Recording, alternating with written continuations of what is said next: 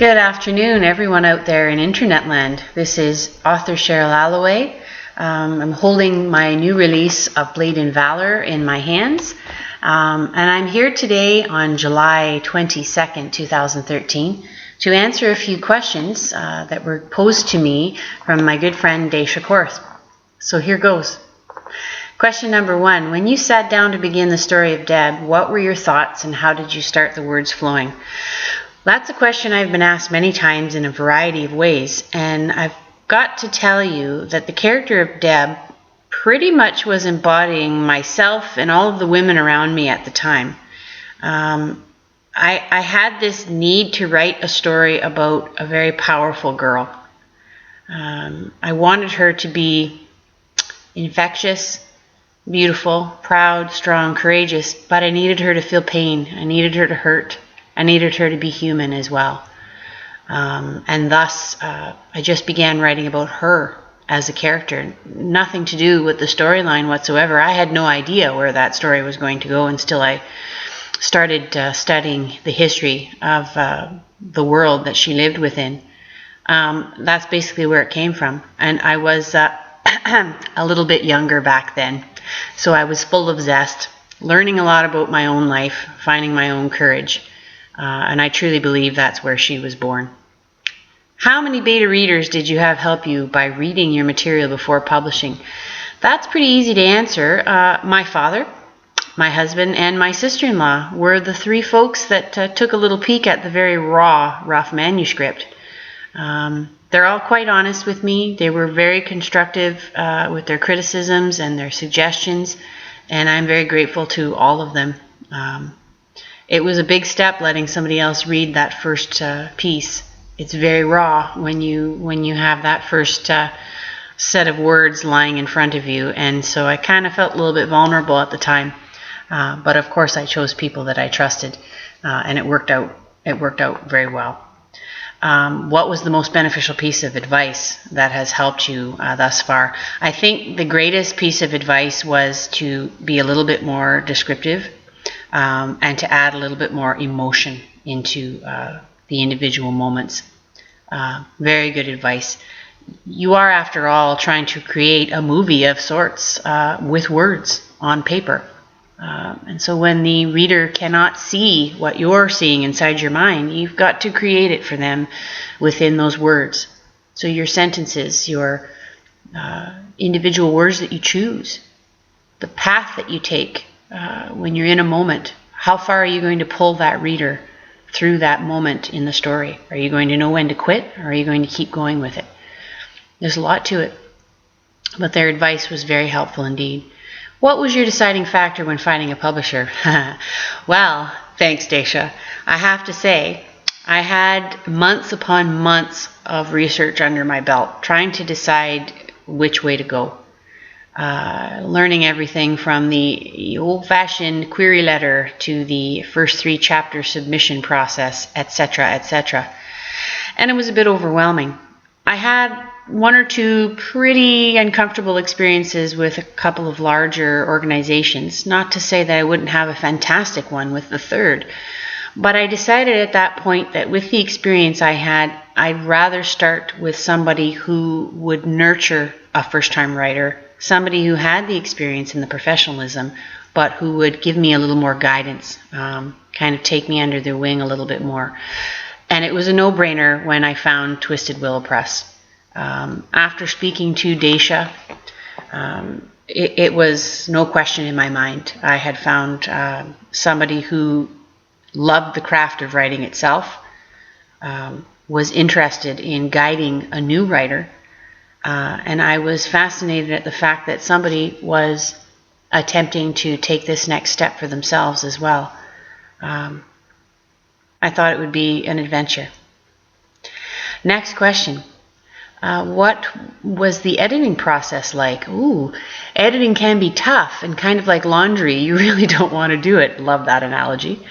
Did you have to be motivated? How were you driven to do it? And any advice? Well, yes, I certainly had to be motivated. The thought of having a piece out there for the world to see is motivation in itself. You want it to be as perfect as possible. But the big piece of advice I'll give anybody else out there, if I should be so humble to do so, is to be creative, brainstorm, rough it out, scribble it out, let your emotions and your images pour out on that page, but then take a step back, take a deep breath, go back after a little bit of time away from it, and really read it back as a reader, not as a writer. Don't just look at the spelling and the grammar. Look at your sentence structure. Look at the content of the storyline. Look at the connections that you've been making throughout, the beginning, the middle, the end. Make sure things flow properly. And take the time to be a little more picky before you get to that final product. Because I'll guarantee it'll be a lot less painful in the end when you have less of a mess to deal with. So just kind of clean a little bit as you go. Next question. You received proofs, but how did you feel when you felt that book in your hands? Was the fight and hard work worth it? Yeah, I would say it is. When you hold something in your hand that's been roughed out for months and months and months in your mind, and it's a clean, finished product from start to end, it's a revelation, a victory of sorts. Yes, I use the word victory. No, that's not too melodramatic, because any new writer will understand. You've kind of toiled and fussed over this thing for months, maybe years, as myself. And finally you have it neat and tidy in a little package, ready for the world to read. It's a great feeling. No question about it. Next question. What would you do differently if you could do it all again? Well, that's a hard one to answer.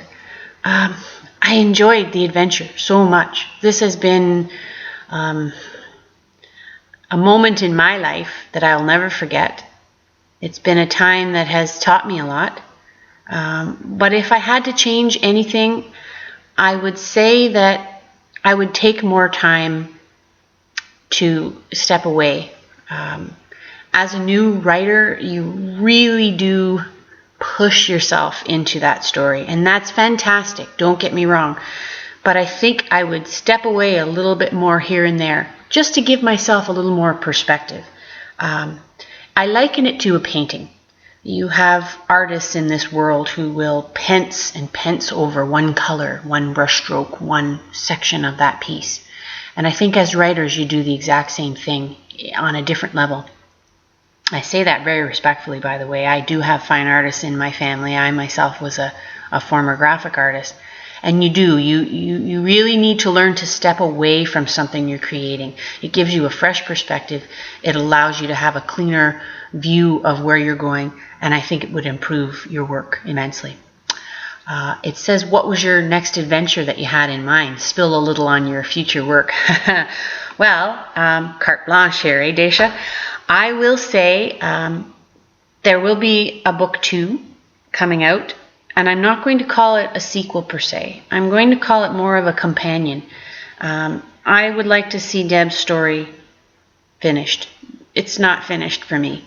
And I'm hoping that the readers will agree. They want a little bit more at the end.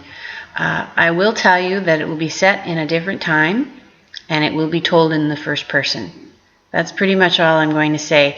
But with any luck, it's going to have even more adventure, more mystery, more action, and a little bit of a twist on the typical sequel.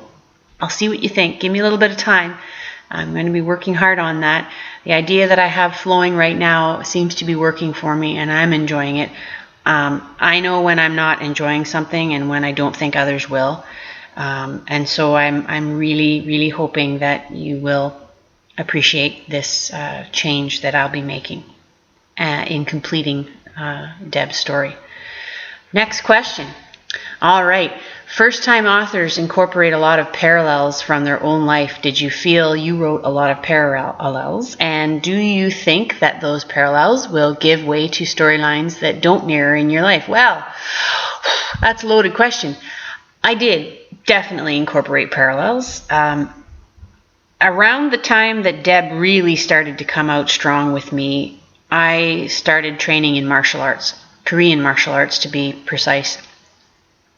My main instructor, although there were many and they were wonderful, But the main instructor that trained us was a pretty amazing fellow.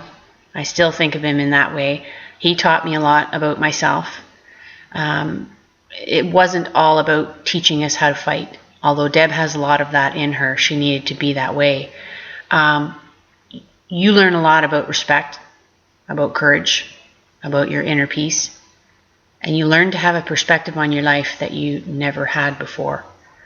I think a lot of Deb's personality comes from that time in my life, and as soon as I started to feel that courage within me popping out, so to speak, I think she found hers as well.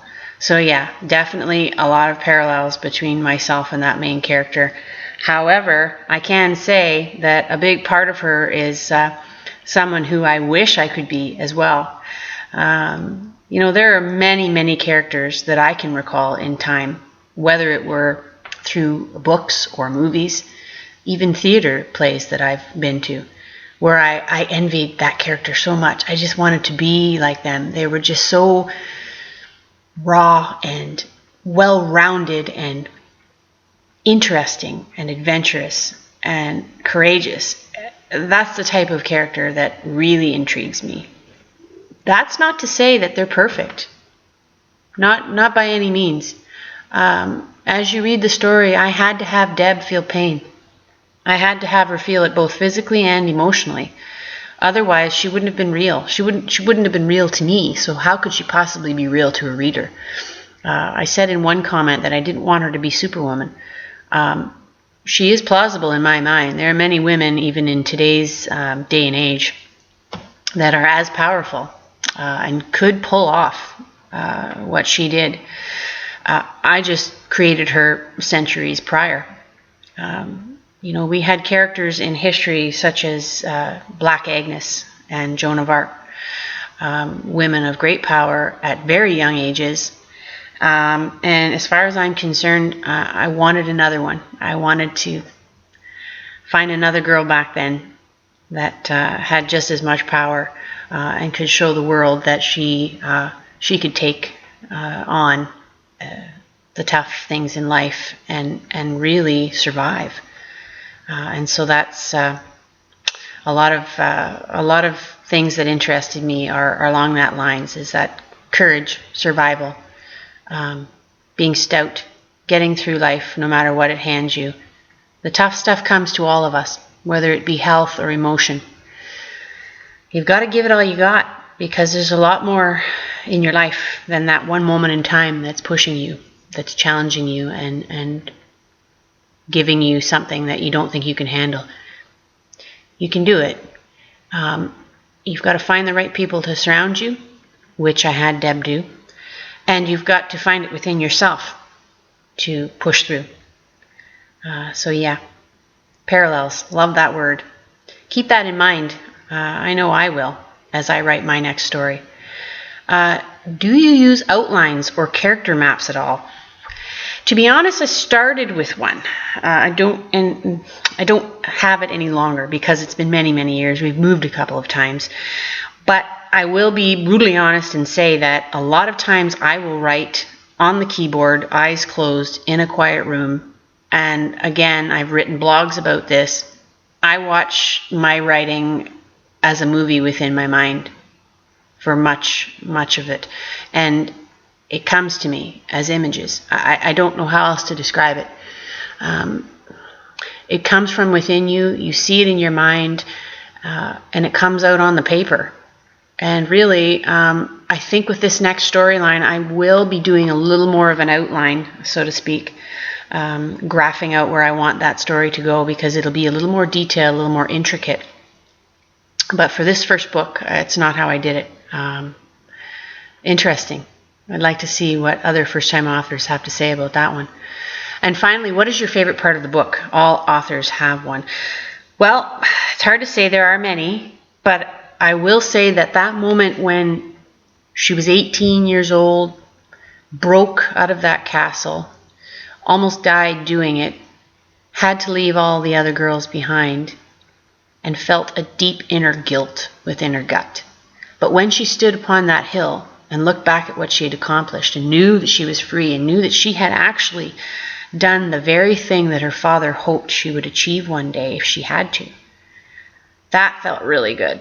And I think when Deb broke through and stood upon that hill, I was standing upon a hill of sorts on my own. I think I had broken through. And at that point, I realized where I was going. I realized the journey that I was about to take. And I wanted Deb to come with me. So I think we did it together without sounding melodramatic. It's very true. It's been fantastic. It's been a wonderful experience. I'm very grateful to Daisha for her guidance. I can't believe that I've seen the final word upon that last page. And I'm so hopeful that those of you out there will enjoy this story.